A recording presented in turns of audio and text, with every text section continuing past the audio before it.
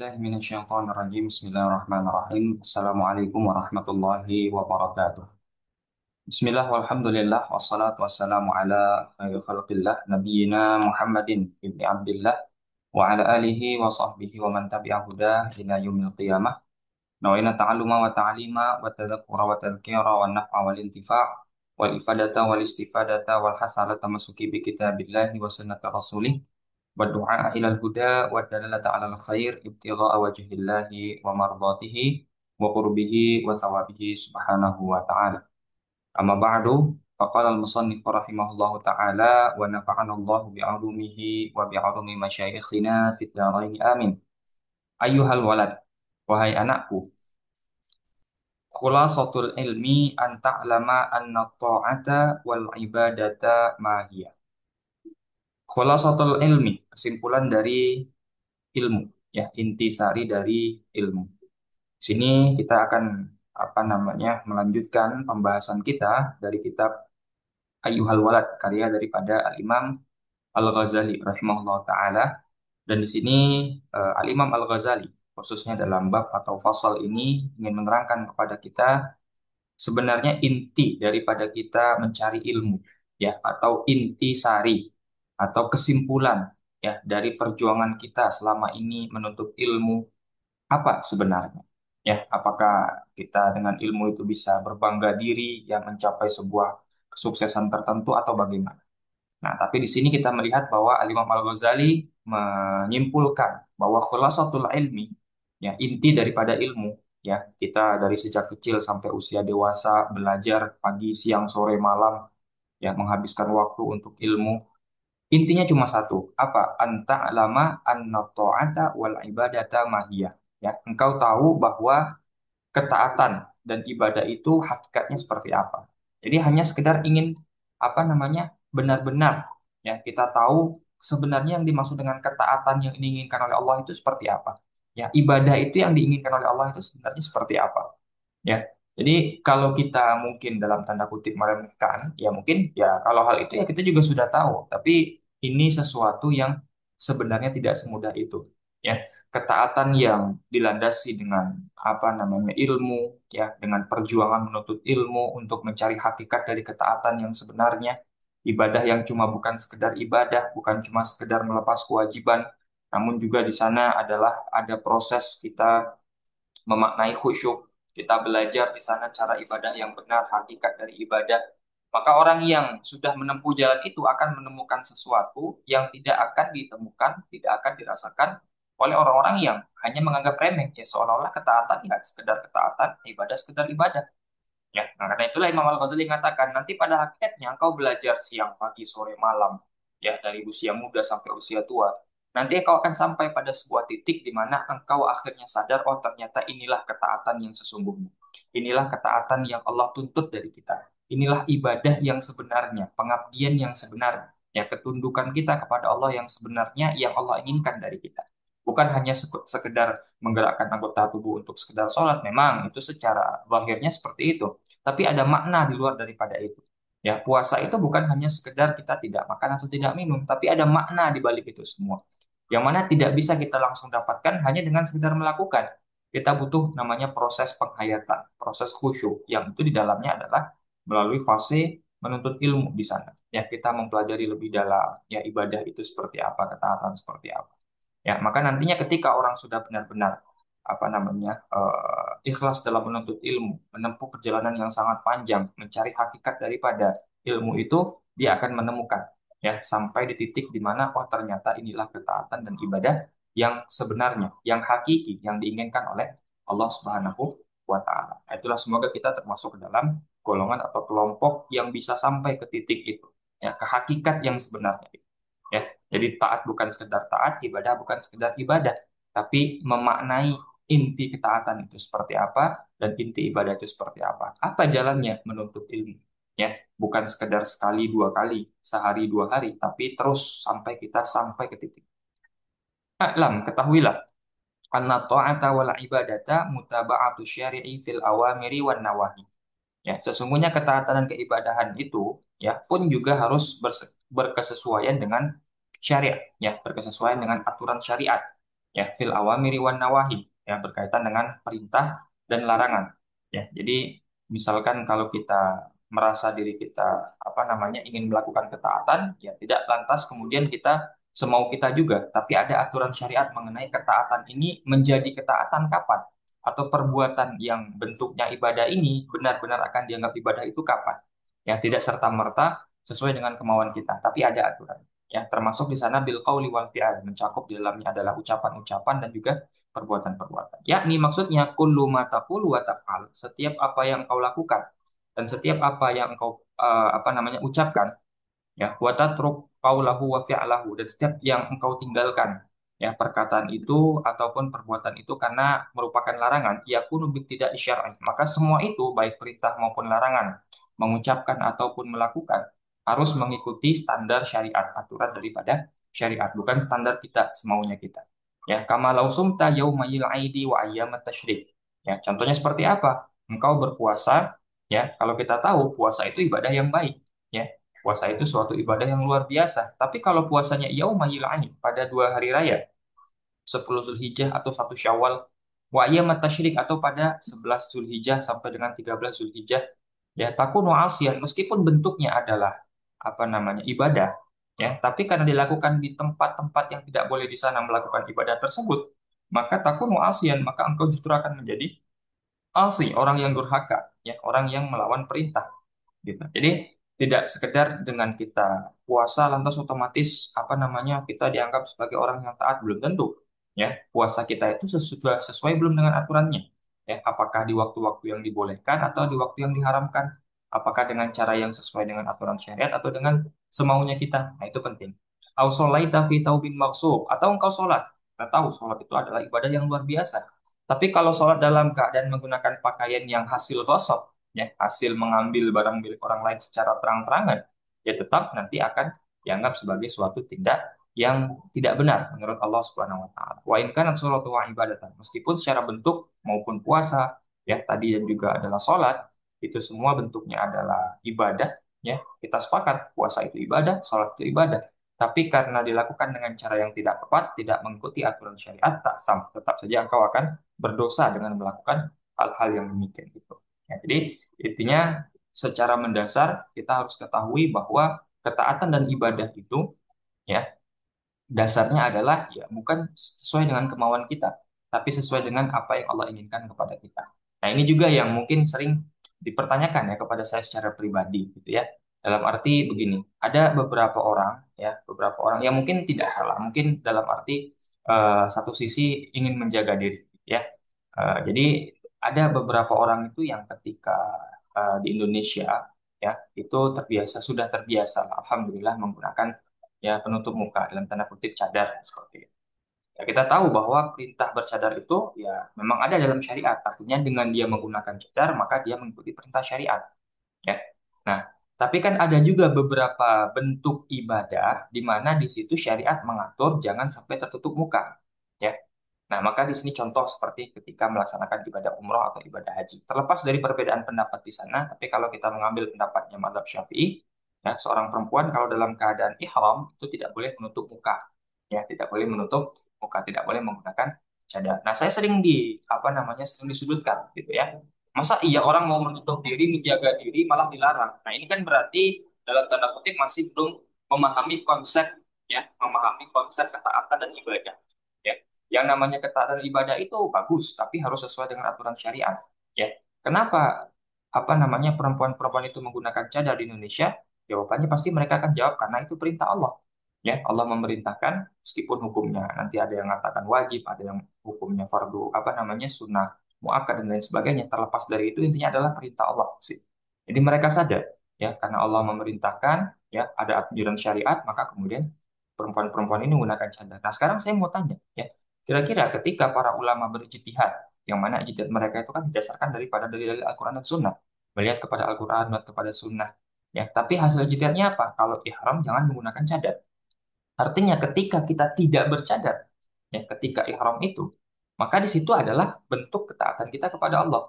Ya, yang nyuruh buka itu bukan bukan para ulama tidak, tapi dalil syariat juga gitu ya. Jadi itulah yang penting ya. ketika ada seorang perempuan menggunakan cadar di luar ihram, ya karena perintahnya seperti itu. Ketika nanti misalkan dalam kondisi sudah berihram tidak boleh menggunakan cadar, ya karena memang perintahnya seperti itu. Nah, jadi disitulah kemudian ya jangan kemudian seolah-olah dianggap menyudutkan bahwa ini kan perempuan menjaga diri dan segala macam. Tidak, kita semua tahu itu semua. Ya, kita semua tahu aturan-aturan mengenai apa namanya dalam hal ini ya menjaga diri, ya menghindari dari fitnah dan segala macam. Tapi secara konsep ya ada aturan. Ya, di luar ihram silakan dianjurkan, lebih bagus malah menggunakan cadar bagi perempuan. Tapi kalau konteks dalam ihram terlepas dari perbedaan pendapat dan segala macam, ya atau dengan sebab-sebab tertentu dan segala macam secara konsep dasar ya perempuan yang dalam keadaan berihram itu nggak boleh menutup muka ya itu perintah Allah di situ ya menggunakan itu pun perintah Allah. Nah maka mungkin kalau kita masih ada berontak di situ ya mungkin mohon maaf mungkin ada nafsu di dalam dalam menggunakan cadar itu ya karena ketika kita melakukan sesuatu atas dasar nafsu itu nanti ibadahnya belum sempurna nilainya di hadapan Allah Subhanahu wa taala. Makanya ini penting juga bagi kita ya terutama bagi yang sering ya mempertanyakan ya kesannya kok seolah-olah bertentangan seperti itu ya. Nah, di satu sisi kita diperintahkan, dianjurkan untuk menggunakan cadar, di sisi lain kita disuruh buka. Ini yang benar yang mana? Kita nggak usah memikirkan yang seperti itu. Allah sudah buat aturan, para ulama berijtihad dari Al-Quran dan Sunnah, oh begini aturannya.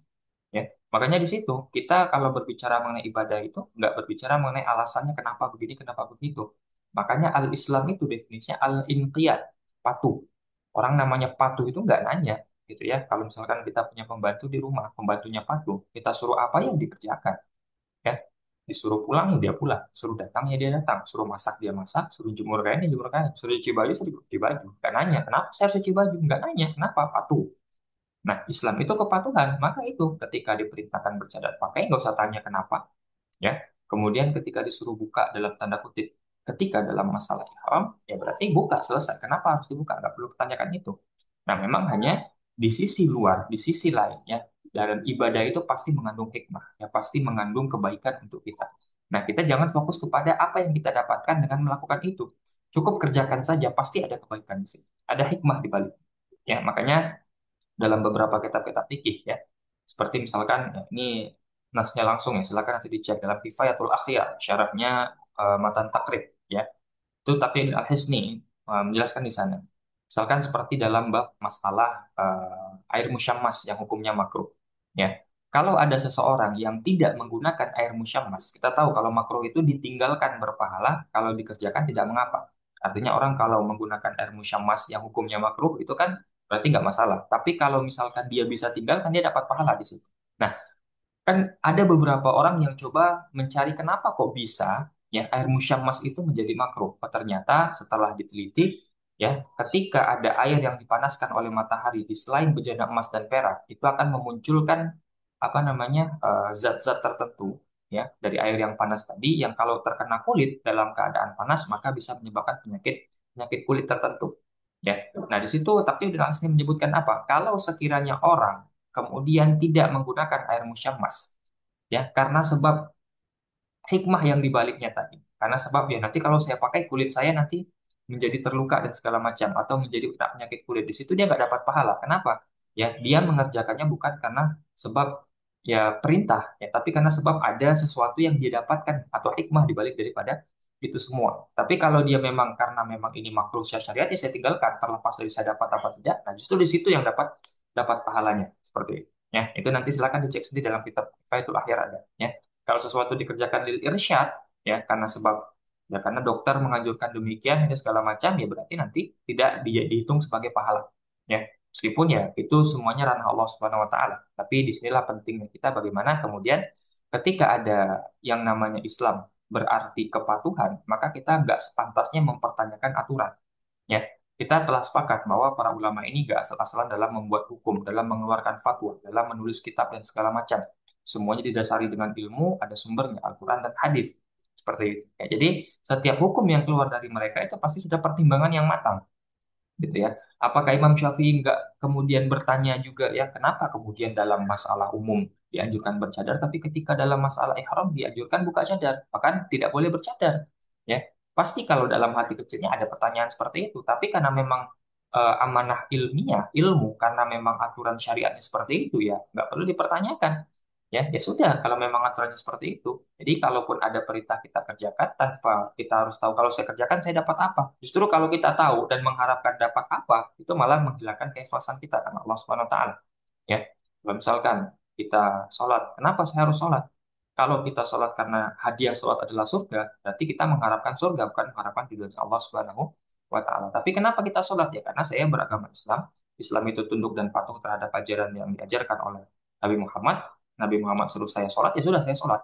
Terlepas dari saya dapat apa dan tidak dapat apa, nggak ada urusan. Ya, nggak ada urusan, saya pokoknya sholat. Selesai. Seperti itu baru namanya orang yang benar-benar taat dan ibadahnya sesuai dengan aturan aturan syariat. Bukan karena ini, bukan karena itu. Maka silakan ya diperbaiki lagi hatinya, ya.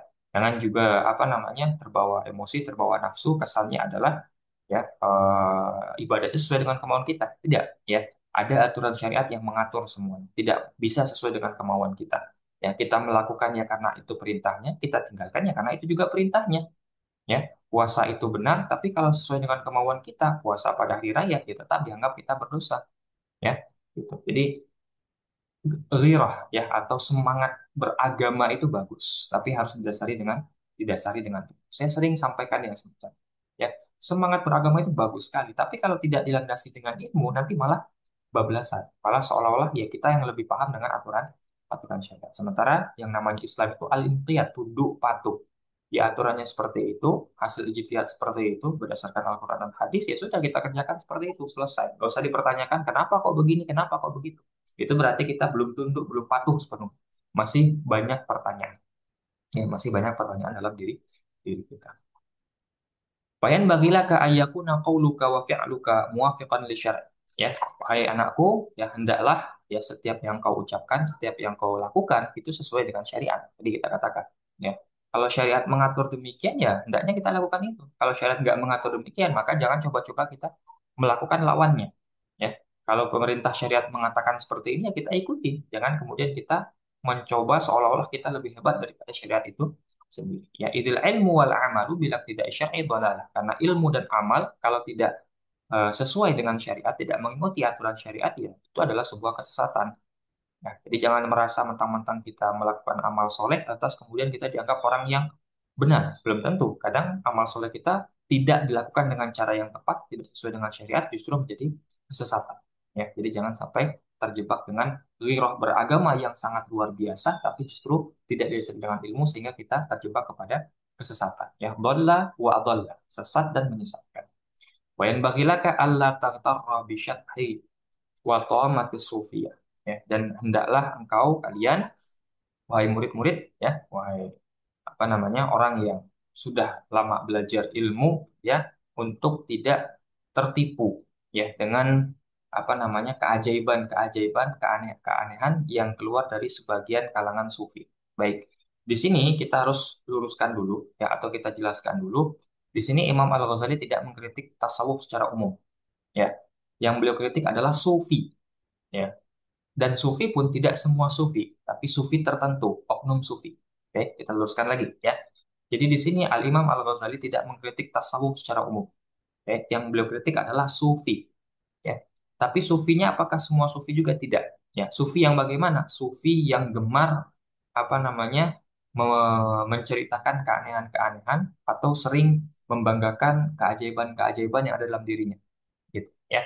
Jadi di sini Imam Ghazali itu mengatakan tasawuf itu adalah sesuatu yang benar. Ya buktinya kenapa kita katakan Imam Al-Ghazali tidak apa namanya tidak kemudian mengkritik tasawuf secara umum karena nanti akan dibahas oleh Imam Al-Ghazali tasawuf yang hakiki yang sebenarnya itu seperti apa. Nanti ada babnya sendiri setelah ini. Ya. Jadi kita langsung kepada apa namanya kesimpulan bahwa yang dikritik oleh Imam Ghazali ini bukan adalah tasawuf ya, tapi adalah pelakunya. Dan pelakunya pun bukan semuanya, tapi pelaku yang menyimpang yang hanya membangga-banggakan diri dengan keajaiban-keajaiban, keanehan-keanehan, atau cerita-cerita yang dilebih-lebihkan, yang mungkin sehakikatnya nggak sampai seperti itu. Ya, jadi kadang ya kita harus memperbaiki juga. Ya, jangan kemudian melihat ada orang yang punya keajaiban, oh ini orang bisa diikuti. Jangan dari sisi itunya dilihat. Ya, tapi lihat dari sisi ibadahnya seperti apa. Ya, di suluka hadha tariq yakunu bil mujahadah. Ya, orang kalau ingin menempuh jalan yang benar, jalan ilmu dan amal yang hakikat itu yakunu bil mujahadah. Caranya dengan mujahadah, bersungguh-sungguh ibadah yang benar. Ya, bukan dengan ya karomah yang dikarang-karang gitu ya. Bukan berarti kita menolak karomah, karomah itu hak ya, tapi tidak semua karomah kemudian bisa kita katakan benar. Ada yang cuma sekedar karangan-karangan untuk membuat orang takjub sehingga mengikuti kita ya. Yang apa namanya? Yang benar dari ilmu dan amal yang diinginkan muafikan di syar'i itu bukan yang seperti itu. Tapi bagaimana ibadah ya, waqati syahwatin nafsi ya. Jadi tasawuf yang hakikat itu seolah-olah beliau ingin katakan ya, bukan dengan ya keanehan dan keajaiban. Ya, tasawuf itu bukan karomah-karomah itu, bukan cerita-cerita yang aneh-aneh itu, tapi sufi itu adalah yang mujahadah ya, perjuangan yang luar biasa dalam melaksanakan ibadah. Kemudian memutus hawa nafsu, memerangi hawa nafsu. Ya, waqat li hawa habisai riyadhah, dengan cara riyadhah ya, kita rutin terhadap sesuatu, ibadah khusus ya. Labit tomati wat turuhat, tidak dengan cara melihatkan keanehan atau perbuatan-perbuatan. Ya, ini kritik Imam Al-Ghazali juga kepada ya pelaku-pelaku tasawuf yang terlalu melebih-lebihkan ya hal-hal keanehan-keanehan atau keajaiban-keajaiban di luar bahwa karomah itu memang benar adanya yang diberikan kepada para wali seperti itu. Makanya saya seringkali menyampaikan ya Al-Quran itu mengakui ada konsep wali. Ya, ini kan kadang dinisbahkan kepada wali. Oh, ini wali karena begini gitu ya. Kadang kan kita melihat ya, oh karena dia bisa melakukan keajaiban ini, oh berarti wali. Oh ini wali. Bukan, wali itu bukan seperti itu ya, bukan dilihat dari hal yang seperti itu ya. Terlepas apakah memang memiliki keutamaan itu, ya itu keutamaan yang Allah berikan kepada mereka, tapi jangan melihat konsep walinya dari keanehan keajaiban itu. Ya, bagaimana kita melihat konsep wali itu? Al-Quran menerangkan, ya, bahwa Al-Quran sendiri menyatakan wali itu ada. Ya, ala inna awliya Allah la khaufun alaihim wa lahum yahzanun. Ya, wali Allah itu ada. Mereka itu la khaufun alaihim, tidak punya rasa takut, wa lahum yahzanun, tidak akan merasakan kesedihan. Itu wali Allah. Ya, siapa wali Allah itu? Alladzina amanu wa kanu yattaqun. Ya, konsep wali itu bukan orang-orang yang punya keanehan-keanehan, punya karomah-karomah, bisa membanggakan dengan keanehan keajaiban yang bisa dilakukan, bukan. Tapi alladzina amanu, ya kita lihat dari keimanannya seperti apa, wa kanu yattaqun, ketakwaannya seperti apa. Kita lihat dari amalnya gitu ya. Maka wali itu menurut versi Al-Qur'an ini bukan seberapa ajaib perbuatan yang bisa dia lakukan. Ya, bukan seberapa luar biasa keanehan yang bisa dia lakukan, tapi seberapa luar biasa ibadah riyadhah yang bisa dia lakukan. Ya, maka kalau saya pribadi menganggap karomah wali itu bukan dalam bentuk yang aneh-aneh seperti yang kita bayangkan. Ya, kalau ada orang bisa dalam tanda kutip solehnya luar biasa, tahajud tidak pernah tinggal, ya duhanya nggak pernah tinggal, wajibnya tepat waktu di awal waktu, segala kewajiban dilakukan, itu justru adalah kemuliaannya dia itu. Itulah karomahnya dia. Ya, kenapa? Itu hal aneh bagi kita sekarang, kan? Ya, karena kita ya orang-orang biasa ini ya kewajiban masih tunda-tunda, yang sunnah ya kadang kerjakan, kadang tidak. Maka ketika melihat orang ada yang luar biasa ibadahnya, justru itu adalah hakikat karomah itu mungkin seperti itu.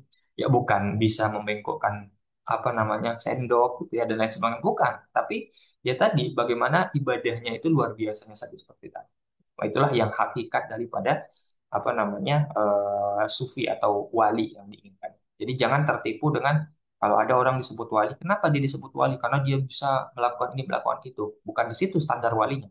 Ya, sholatnya gimana? Puasanya bagaimana? Ya, ibadah wajib, ibadah sunnahnya bagaimana? Nah, kalau memang luar biasa, nah situlah letak kewaliannya itu. Gitu ya, itulah letak kewaliannya. Nah, adapun nanti kelebihan yang Allah berikan berupa karomah itu nanti adalah tambahannya. Ya, tapi inti dari kewalian itu apa? Inti dari kewalian adalah mujahadah. Ya, seberapa luar biasa perjuangan dia dalam melaksanakan ibadah yang tidak dimiliki oleh masyarakat umum. Ya, seberapa perjuangan dia dalam memutus hawa nafsu yang tidak dimiliki oleh semua orang. Seberapa perjuangan dia dalam memerangi hawa nafsunya yang tidak dimiliki sebagian orang. Nah, sifat-sifat demikian itulah yang menyebabkan dia menjadi seorang wali, bukan dengan ya syarhi wa tamatis sofia ya atau bit tamat wa turuhat, bukan dengan keajaiban dan keanehan yang bisa dia lakukan. Jadi jangan salah dengan konsep konsep tadi. Nah, ini sekaligus Bang Ghazali yang menyambungkan gitu ya. Jadi ilmu dan amal itu harus benar sesuai dengan keinginan syariat gitu ya. Dan kalaupun kita ingin melihat sosok yang dianggap telah apa namanya sampai kepada titik sesuai dengan syariat dalam tanda kutip menjadi level wali, nah maka jangan dilihat dari sisi apa namanya keanehan, keajaiban atau sisi karomah yang bisa dia lakukan. Ya, tapi melainkan lihat dari sisi apa? Bagaimana mujahadahnya, ibadahnya, ya bagaimana apa namanya riyadhahnya, ya bagaimana kemudian dia memerangi hawa nafsunya, memerangi syahwat. Nah, disitulah letak kewalian, level kewaliannya di situ. Ya, karena dengan apa yang mereka lakukan itu yang berkesesuaian dengan syariat, itulah yang membentuk mereka, yang mengangkat derajat mereka menjadi seorang waliun min auliya. Ya, wa'lam, ketahuilah anna lisanal mutlaq wal qalbal mutlaq al mamlu'a bil ghaflati wasyahwah. Ketahuilah bahwa lisan yang tidak dikendalikan, ya, di lisan yang hanya berbicara sesuai dengan keinginannya saja, kemudian hati yang tertutup, yang dipenuhi dengan kelalaian dan syahwat, alamatus syaqawah, itu merupakan tanda-tanda kecelakaan seseorang, tanda-tanda apa namanya seseorang itu akan celaka. Ya, hatta la taqtula nafsaka bisidqil mujahadah. Karena dengan adanya semua itu, dengan lisan yang tidak dibiasakan dengan zikir, lisan yang cuma ngomong saja, tidak ada apa namanya, tidak ada isinya, kemudian hati yang tertutup, tidak mau disentuh, tidak mau dinasehati, malah isinya juga adalah kelalaian dan syahwat saja, ya. Kemudian sampai kemudian dengan hal itu semua dia tidak memerangi, ya. Dalam hal ini tidak berjuang untuk melakukan ibadah, itu adalah tanda-tanda kecelakaan bagi seseorang. Ya, lantah yaqal baka bi anwaril ma'rifah. Ya, maka selamanya orang seperti itu nggak akan dipenuhi hatinya, tidak akan hidup hatinya dengan cahaya-cahaya ma'rifah dari Allah Subhanahu wa taala. Ya, jadi penting bagi kita untuk memperbaiki cara kita berbicara, cara bergaul. Juga penting bagi kita untuk bagaimana membersihkan hati, menjernihkan hati. Ini diarahkan oleh Imam Al-Ghazali kepada tasawuf yang hakiki sebelum nanti masuk ke dalam bab atau pasal yang khusus memang membahas mengenai permasalahan tasawuf. Ya. Wa'lam anna ba'dha masailika allati sa'altani anha la yastaqimu jawabuhu bil kitabti wal qaul. Ketahuilah ya wahai anakku bahwa sebagian hal yang engkau tanyakan kepadaku, ya, itu tidak bisa terjawab begitu saja dengan aku mengucapkan ataupun aku menulis.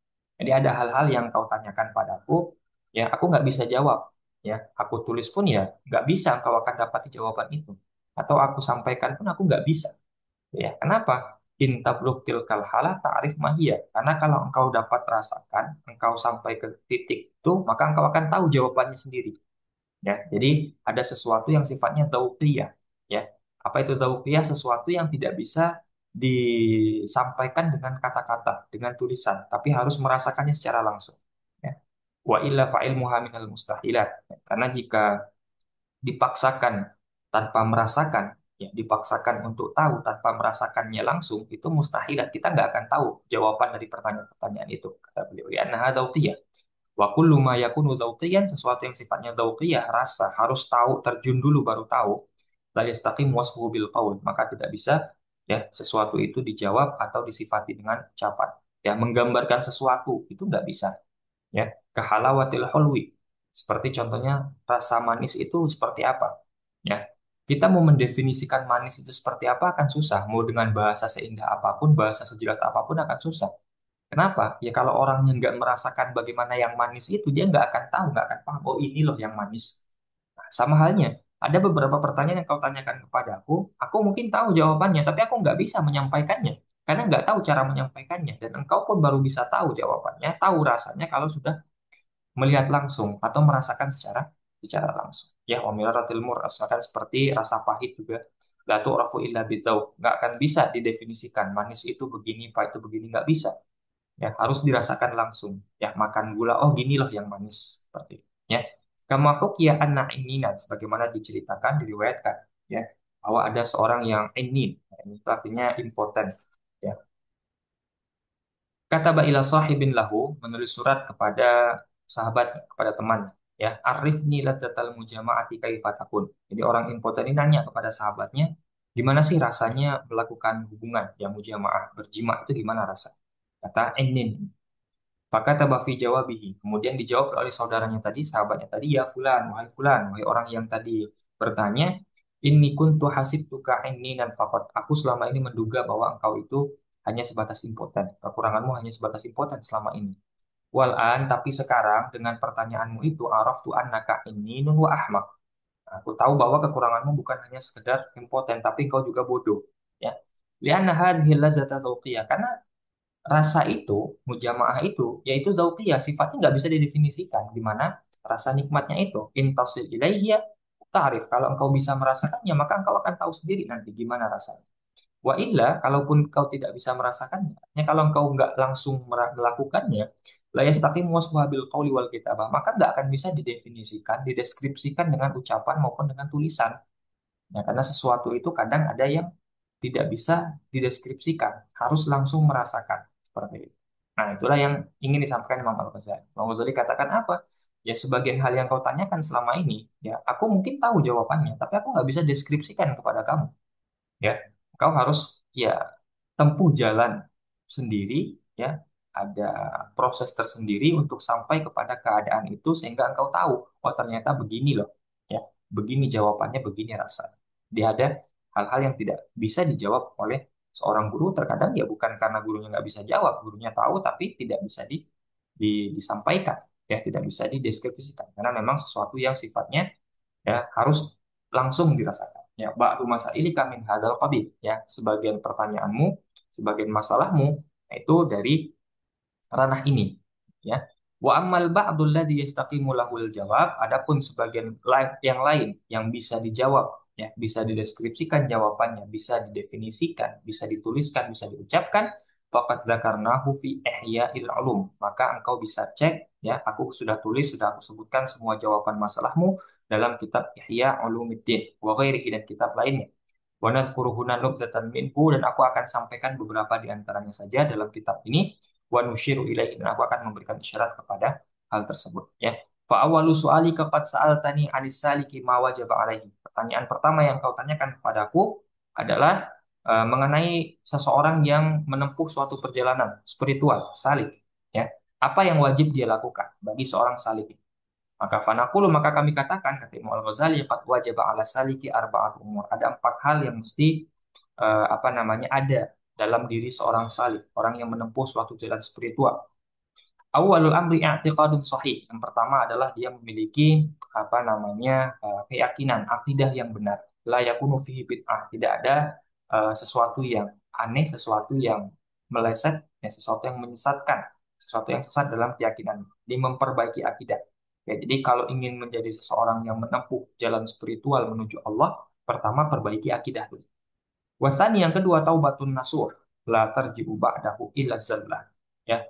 Kemudian setelah memperbaiki akidah, dia kemudian melakukan taubat nasuha, taubat yang sebenarnya. Taubat yang di kemudian hari dia berjanji nggak akan melakukan itu. Ya, karena memang kadang ada orang yang taubat hari ini besok lakukan lagi. Taubat lagi besok lakukan lagi. Nah, yang diinginkan oleh seorang salik itu seharusnya adalah taubatun nasuh, yang benar-benar taubat, yang besok nggak diulangi lagi, sekuat tenaga berusaha untuk tidak melakukan kesalahan yang sama. Itu yang kedua. Yang ketiga, istirda'u al-khusumi hatta la yabqa li ahadin 'alaika haqqun. Ya, meminta keridhaan kepada musuh. Pada manusia mungkin yang memiliki apa namanya perasaan tidak suka kepada kita, kita minta keridhaannya. Ya, sehingga ketika engkau fokus dalam proses menempuh jalan spiritual menuju Allah, tidak ada lagi hak-hak orang lain yang masih ditanggungan kepada kita. Jadi kita fokus hanya kepada Allah saja. Pada manusia semua urusan selesai. Diselesaikan semua urusan urusan manusia. Ya, selagi kita belum menyelesaikan urusan manusia, kita nggak akan bisa fokus. Ya, karena kita akan terus dikejar, akan terus didesak untuk menyelesaikan urusan tersebut. Bahkan nanti setelah kematian pun akan dituntut hak mereka kepada. Nah, baru yang keempat, warabi'u tahsilu ilmi syariati qadra ma tu'addi bihi awamirallahi ta'ala. Faziyadatu ala hadzal qadri laysa biwajibin tsumma min ulumil akhirati, ya, ma yakunu fihi najah. Ya, baru terakhir setelah itu engkau dalam proses untuk menempuh perjalanan spiritual penting untuk banyak-banyak belajar ilmu syariat, gitu ya. Jadi di sini Imam Ghazali ingin mengatakan apa? Orang itu nggak akan sampai kepada hakikat, ya. Orang yang ngakunya pejuang spiritual atau melakukan perjalanan spiritual, ya, itu nggak akan sampai kepada hakikat, nggak akan sampai kepada tujuannya kalau mereka malah meninggalkan ngaji. Tapi justru adalah dengan semakin sering belajar, ya, semakin tahu hakikat, semakin dekat dengan hakikat. Ya, makanya penting yang keempat itu adalah kita untuk belajar ilmu syariat, terus belajar ilmu syariat.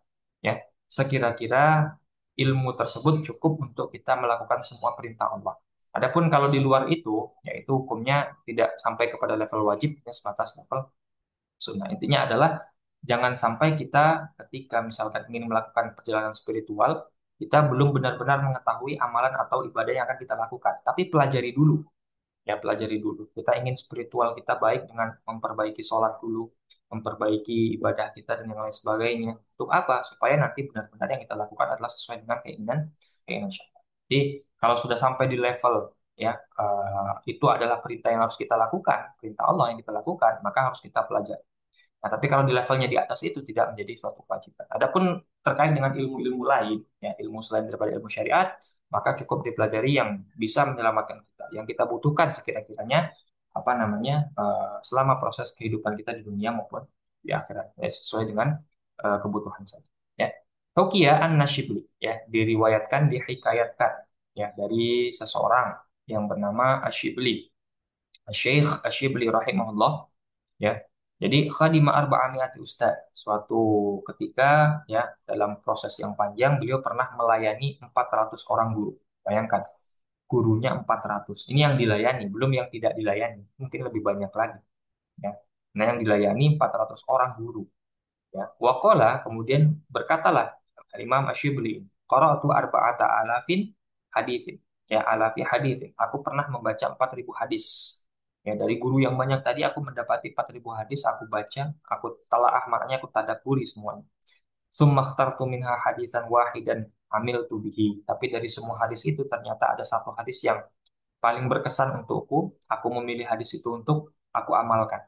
Ya, wa itu masih wa. Kemudian aku dalam tanda kutip tinggalkan yang lain. Ya, bukan berarti meninggalkan secara mutlak, tapi dalam arti aku karena terlalu fokus sama yang satu ini, yang lain mungkin fokusnya agak sedikit terpecah. Ya. Li'anni ta'ammaltu fawajtu khalasi wa najati fihi. Kenapa aku memilih satu hadis itu? Karena aku memandang, aku menilai, aku berpikir ya aku mendapati bahwa aku akan selamat nanti di dunia maupun di akhirat ya itu kalau aku benar-benar mengamalkan hadis ini. Jadi kunci bagi dia, menurut dia setelah membaca 4.000 hadis kata Imam Ash-Shibli ini ya kata beliau ya setelah aku cek-cek ternyata aku akan bisa selamat kalau aku benar-benar mentadabburi dan mengamalkan satu hadis. Wa kana ilmul awwalina wal akhirina kulluhum mudrajan fihi, dan semua ilmu orang-orang terdahulu, mutaqaddimin, orang-orang belakangan, mutaakhirin, semuanya berporos atau bermuara kepada satu hadis ini. Faktafaitu bihi, maka karena itulah aku mencukupkan dengan satu hadis. Ya, apa hadisnya? Wadhalika anna Rasulullah SAW qala li ba'di ashabihi, bahwa Rasulullah pernah bersabda kepada sebagian sahabatnya, ya'mal li dunyaka biqadri maqamika fihi. Ya, silahkan kalian bekerja sesuai dengan passion kalian di dunia ini, sesuai dengan kemauan kalian, ya, tapi biqadri maqamika fihi, ya fiha. Ya, tapi cukup sesuai dengan kadar kedudukanmu di atas dunia ini. Jangan dilebih-lebihkan. Ya, wa amali akhiratika biqadri baqaika fiha.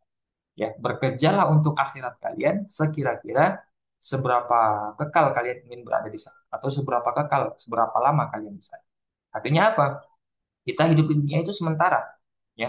Jadi kalau sesuatu yang sifatnya mengejar dunia, ya kita nggak perlu terlalu apa namanya terlalu berlebihan karena kita juga akan sementara.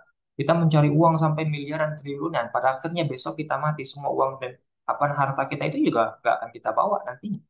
Jadi hanya kesadaran kita ya bahwa di dunia ini hanya sementara. Kalaupun kita harus bekerja untuk dunia kita, makanya sekira-kira kita pikirkan ya saya nggak akan apa namanya lama di dunia ini, maka saya cukup untuk sesuai dengan kebutuhan saya saja, selesai. Tapi karena saya nanti akan kekal di akhirat, maka saya harus memperbanyak amalan, memperbanyak pekerjaan yang bisa menyelamatkan saya di neraka, di akhirat nanti. Kenapa? Karena akhirat itu adalah kampung saya kekal nanti di sana ya. Jadi kita mengumpulkan harta miliaran triliunan ya. Sementara kita di dunia hanya sementara. Dan nanti pada akhirnya uang itu akan juga diserahkan kepada orang lain juga. Tapi kalau kita memperbanyak amalan-amalan, dalam arti kita juga tidak kemudian mengingkari bahwa bekerja dengan memiliki banyak uang itu jelek juga, tidak. Kalau misalkan dia berpikir, oh saya sepertinya dari uang 1 triliun cukuplah 1 miliar untuk kehidupan saya. Sisanya mau saya sedekahkan, nah itu luar biasa ya atau mungkin ya tidak terlalu apa namanya ngoyo ya terhadap suatu perbuatan yang sifatnya duniawi tapi ya secukupnya sekira-kira hidupnya di dunia sekadar apa ya biqadri maqamika ya tapi nanti untuk akhirat dia akan bersungguh-sungguh lebih. Kenapa? Dia tahu akhirat adalah tempat kekekalan, dia kekal di sana selamanya, sehingga ya yang harus dia persiapkan bukan dunia yang sementara tapi akhirat yang kekal abadi. Ya, wa'malillahi biqadri hajatika ilaih. Ya, bekerjalah, beramalah untuk Allah sesuai dengan kebutuhanmu kepada Allah. Ya, kita tahu di sini seperti seolah sindiran ya, bahwa kita itu butuh kepada Allah. Ya, maka kita harus bekerja dengan maksimal yang sesuai dengan keinginan Allah. yang mana itu niatnya karena Allah. Kenapa? Kita nggak bisa lepas hajat daripada Allah Subhanahu Wa Taala. Ya, kalau kita beramal main-main atau asal-asalan, berarti kita menganggap diri kita nggak butuh sama Allah Subhanahu Wa Taala. Wa amalin nari biqadri sabrika 'alaiha. Dan berbuatlah untuk neraka sesuai dengan kadar kesabaranmu, kemampuanmu. Ibaratnya ya, memang kamu sanggup ya menahan api neraka. Kalau sanggup ya silakan lakukan apapun yang bisa mengantar kamu kepada neraka. Ya, minum minuman keras silakan. Kalau engkau kuat menahan sabar apa namanya panasnya api neraka, kuat menahan siksanya di neraka, silakan. Tapi kalau engkau nggak sabar barang sedikit, ya maka jangan lakukan sedikit. Jadi istilahnya sindiran, gitu ya, sindiran. Ya, untuk apa bekerja ngoyo untuk duniawi, padahal kita hanya sementara. Justru adalah kita harus memperbanyak apa yang bisa menjadi bekal kita nanti di akhirat karena merupakan tempat kekekalan bagi kita. Ya, kita butuh kepada Allah, maka semua yang kita lakukan itu niatkan karena Allah Subhanahu Wa Taala. Ya, kenapa kita butuh? Orang kalau tidak ingat sama Allah berarti nggak butuh sama Allah. Ya, kalau melakukan perbuatan maksiat silakan, tapi sekadar seukuran kamu sanggup saja ya menahan api neraka. Orang kan nggak ada yang sanggup menahan api neraka, ya berarti jangan lakukan. Maksudnya seperti itu. Bukan berarti kemudian memperbolehkan melakukan perbuatan maksiat, tidak. Ini seolah-olah semacam sindiran. Ya, ada mafhum sesuatu yang dipahami dari balik apa yang disampaikan. Ini semoga kita termasuk ke dalam golongan orang-orang yang menyadari hal semua ini dan bisa memperbaiki kemudian apa namanya hidup kita kemudian ke depan. Seperti itu.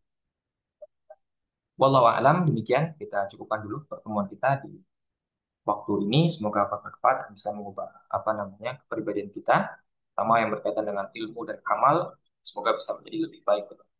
Tapi kita tahu pada wassalamualaikum warahmatullahi wabarakatuh.